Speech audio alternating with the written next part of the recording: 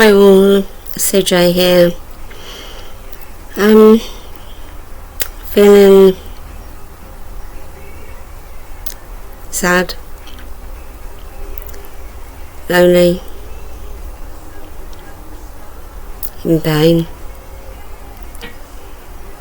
and obviously if you've watched my previous video you'll know that 2 family bereavements within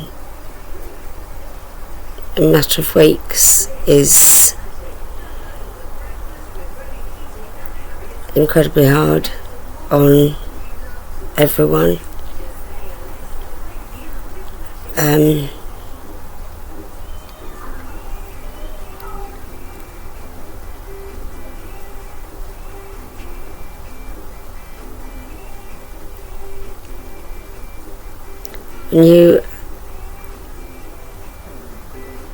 When somebody dies unexpectedly, by which I mean my father-in-law passed away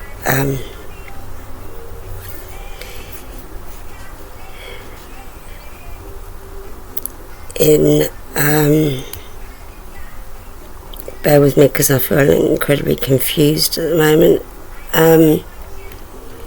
end of last month, but he was 92, and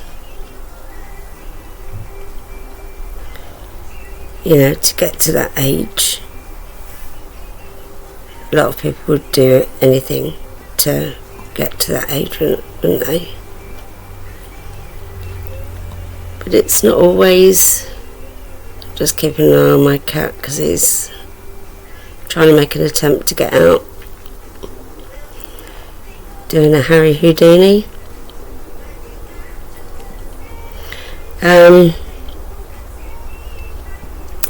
Yeah, when you get to 92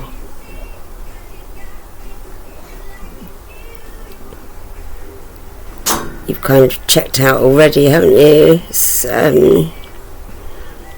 If that's not too harsh a thing to say,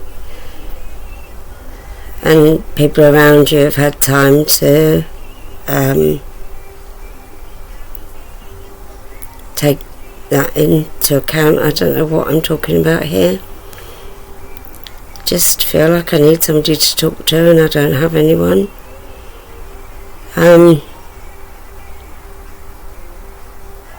When we get older, we know we're not going to live forever, is what I'm saying. When somebody has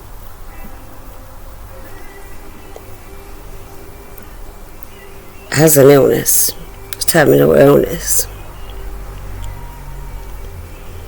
you know they're going to go. So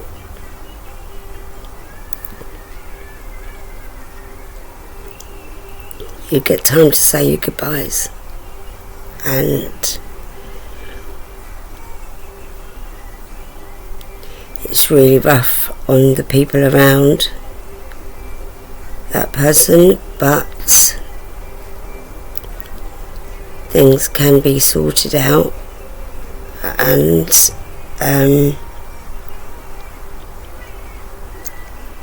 goodbyes can be said.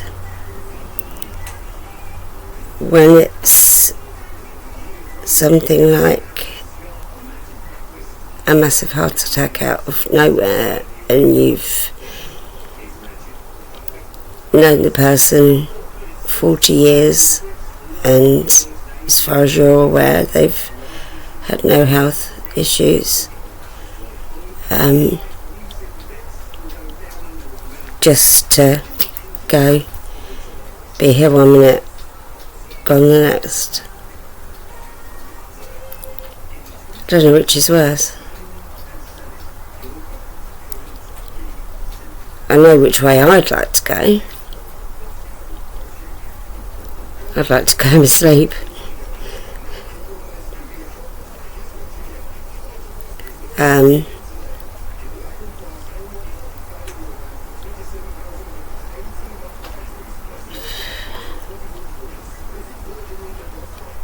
just incredibly hard.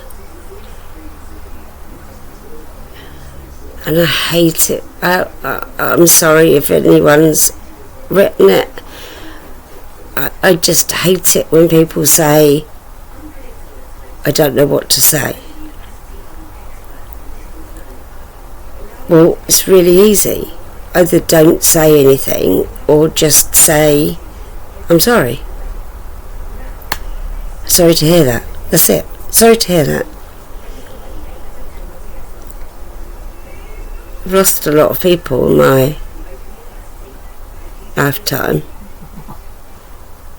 to, like, literally lost. These people have died. So I've lost a lot of people in my life. And people will cross the street to avoid having to speak to you. That I find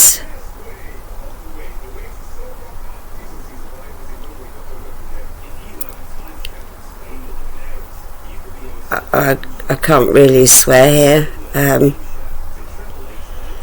but I find that selfish, incredibly selfish. And I don't understand why it's so hard to say 3 really simple words. I am sorry. Even if you're not. You could be polite. I'm sorry. I'm sorry to hear that. You know, saying I don't know what to say leaves it awkward. I think leaves it awkward. I'm just going to turn my radio down and grab a drink of water. Bear with. Back again. Maybe I'm being selfish. Maybe I'm the selfish one. I don't know.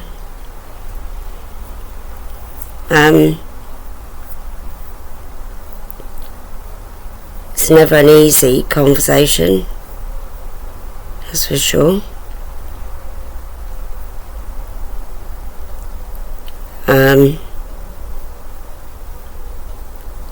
I remember going to a funeral and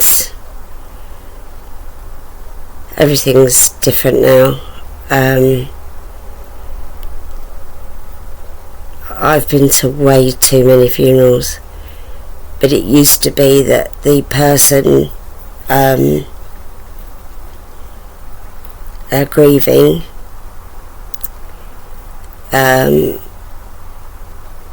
would stand at the door, so as you're leaving the service they greet you, and sometimes you haven't seen these people in a really long time,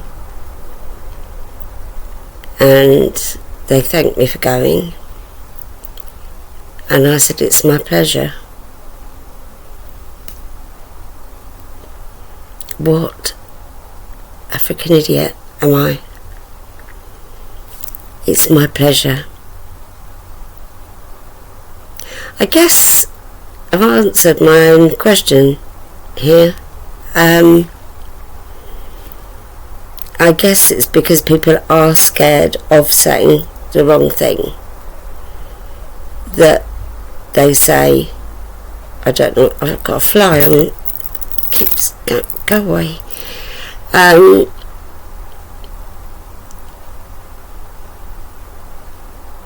guess people are scared of saying, go away.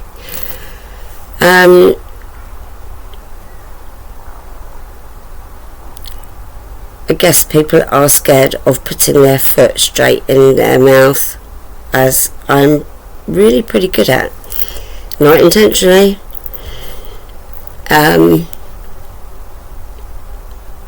But to say, you know, it's my pleasure, and then I just thought,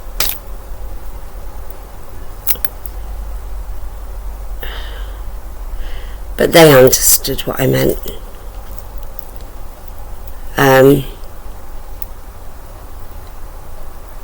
So I guess that's why people don't want to speak to you. I think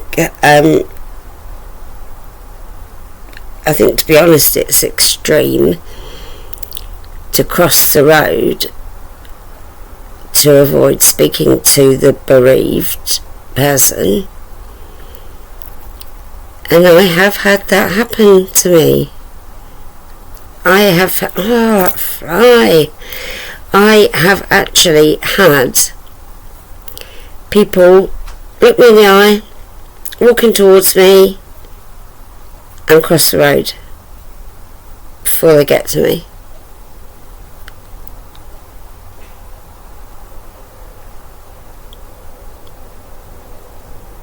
If you didn't already feel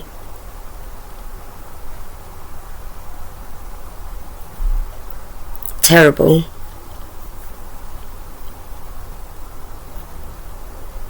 you're going to feel even worse now, aren't you?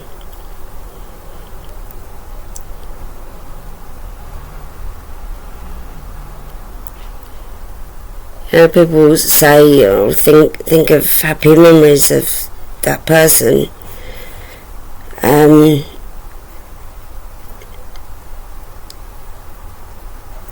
I find that incredibly hard to do.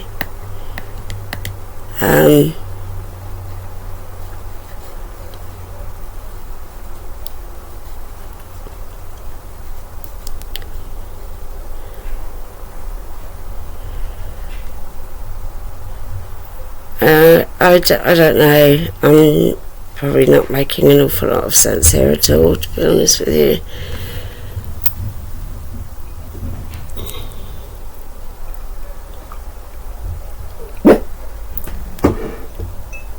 Shush, mister.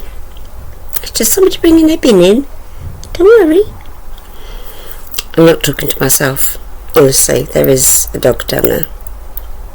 Honestly, there is. I turned the camera around, but by the time I've turned the camera around, turned it back round,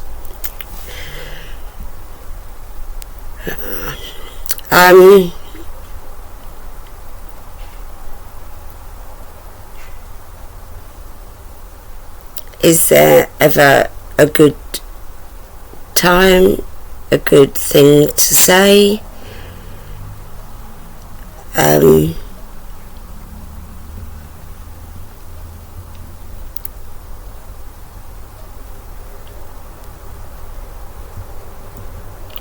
I was talking to a lady. Sorry, I've got a very dry mouth. Sorry, you don't want to see me up that close, do you? I was talking to a lady up at the shop, and she's not an awful lot younger than me, I wouldn't have said. And she said in her whole life she's been to 2 funerals. In her whole life, 2.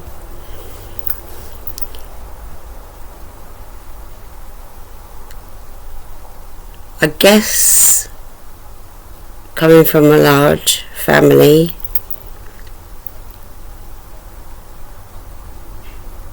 doesn't help.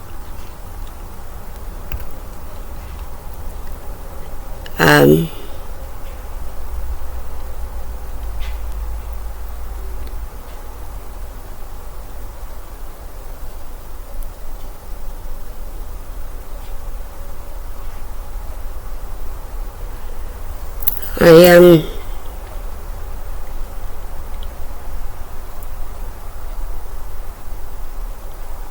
struggling with it all right now.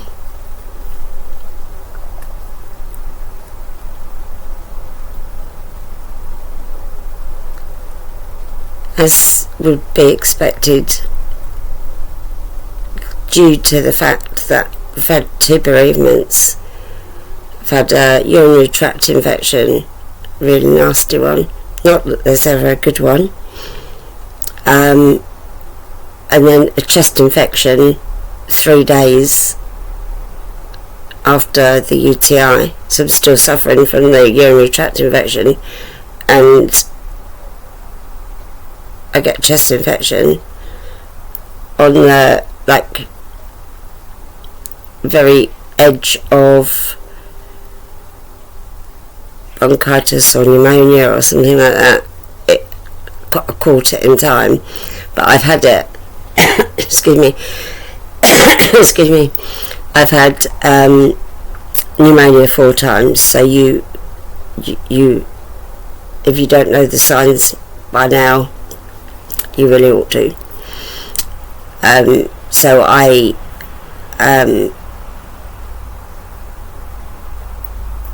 know how long I can leave it without having to go into hospital. Going into hospital now, in today's world that we live in, it's absolutely horrible. Now, it was never nice, obviously, but I have been in and out of hospital. I've had procedures, I've had operations, I've had general anaesthetics, I've had local anaesthetics, I've had, you name it, I've had it done. And I have been in an ambulance many a time. They're the most uncomfortable thing in the world, and you're in pain and you're going over these bumps and you think, oh, this is going to be a nice smooth ride. Forget it. No, it's awful. It's like being in a bus. But it used to be that when you were in hospital you had time to recover. So I had my appendix out when I was in my early 20s, and back then you stayed in hospital for 2 weeks after an appendectomy, so you have time to recover or start recovering. When you had a baby, you had the choice of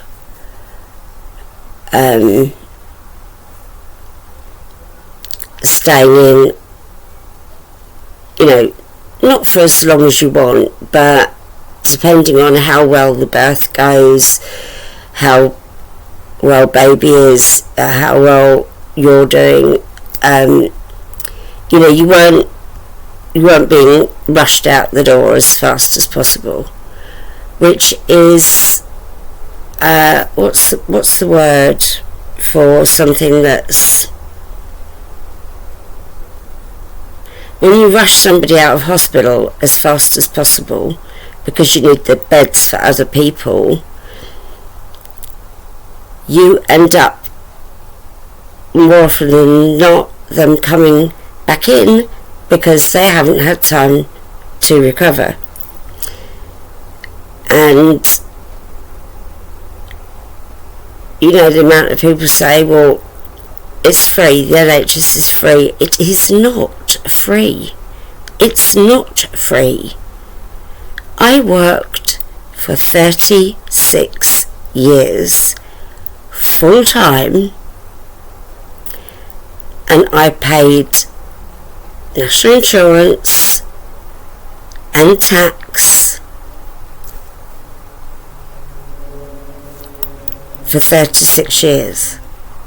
So I've paid in to the system for 36 years.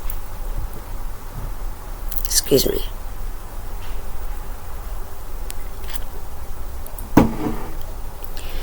The people that have never done a stroke of work in their life and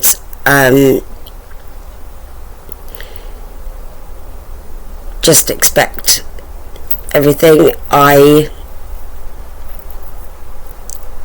don't like and I disagree with. But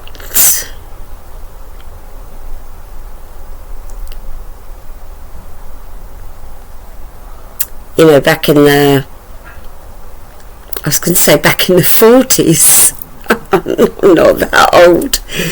40 years ago. Yeah, 40 years ago. So in my early 20s I had my appendix out. I had the operation on my bladder, which was the biggest mistake ever. I should never have done it, it's too late now.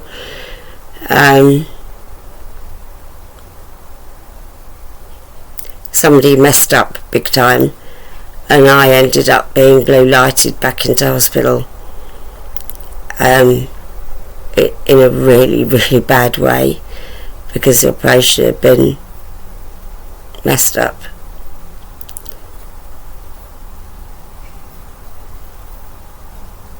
But being in the hospital now, it's how fast can we get this person out? We need the bed. And I have actually had a nurse say to me, please can you get out of the bed and sit in the chair whilst I make the bed up, with fresh linen for the next person to come in. Wow. That's the state we're in. And we're in the state of ambulances queuing up, waiting to drop patients off, and the waiting times to be seen are horrendous. I rang for some advice because this was a week ago. I rang 111, which is our non-emergency number, for some advice because I genuinely thought I could be going into kidney failure. I didn't say that. I just rang and said, could I have some advice? These are my symptoms, blah blah blah. And they said, we're sending an emergency ambulance now. So, okay, right, you're sending an emergency ambulance. I've rung for advice. So they sent the emergency ambulance. And this is just my experience, just my own experience. I have found that 99 times out of 100, the paramedics are out of this world. They are incredible people. But I got dropped off by the emergency ambulance at the hospital. I was then made to wait. How long do you think? 12 hours. On a hard wooden chair. It was freezing cold because the air conditioning was on full blast. 12 hours. By which time I was just like, I just want to go home. Take the cannula out that you spent forever trying to get in, blown my veins again twice. Why some people can take blood like that and others, they blew the veins in this hand and they blew the veins in this hand, and I ended up having the cannula put in on the I'm holding my laptop on the edge of my wrist is where they ended up putting the cannula in. That's the thing that they can then it's like an IV. They can then put antibiotics, whatever you need, drug-wise, they can put it in through the cannula so that it goes straight into the system, into your system. But I was, to take the cannula out, I just want to go home. If I'm going into kidney failure, so be it. I cannot sit here any longer.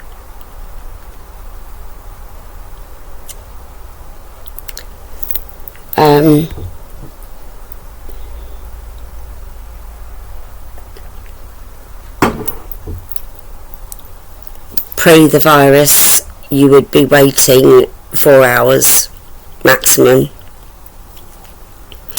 and then if the hospital breached the 4-hour limit,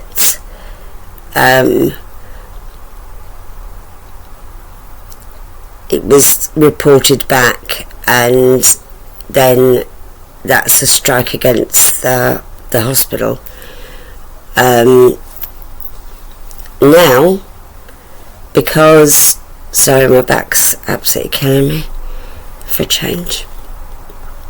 Now, they're more than breaching the 4-hour, 12 hours. Honestly, hand on my heart, 12 hours I was waiting. Disgraceful. Absolutely disgraceful. And the reason it's happening is, I don't know, you may not be aware, in the UK, since the pandemic, doctors haven't opened surgeries up again properly, and so people are going to A&E because they cannot get doctor's appointments, and that is what happened to me. I tried for a week, maybe even a bit longer, to get a doctor's appointment because I knew I was going into a UTI, urinary tract infection. I've had so many of them, I know all the signs. Couldn't get an appointment.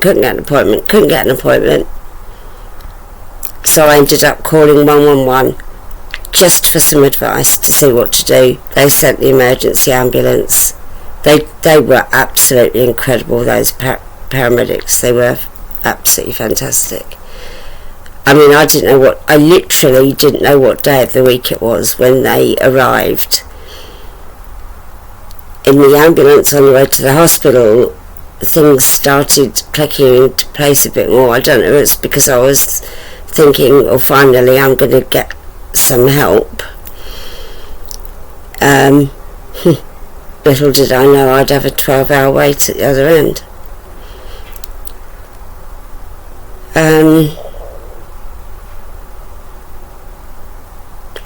I'm just trying to work out how long I've actually been nattering. Way too long. If you haven't stayed this long, I really don't blame you. I have no idea even if I'm going to put this up yet. I just wanted someone to chat to, and you lovely lot have said talk to us, so that's what I'm doing.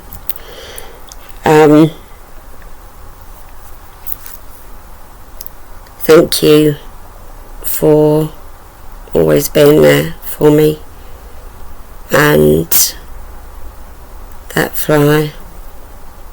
Grr. Thank you for being incredible as well. So I'm going to shut up now because you must be bored rigid. So, namaste, my gorgeous friends. God bless. Be kind to yourselves. And I look forward to speaking to you again soon. Bye now.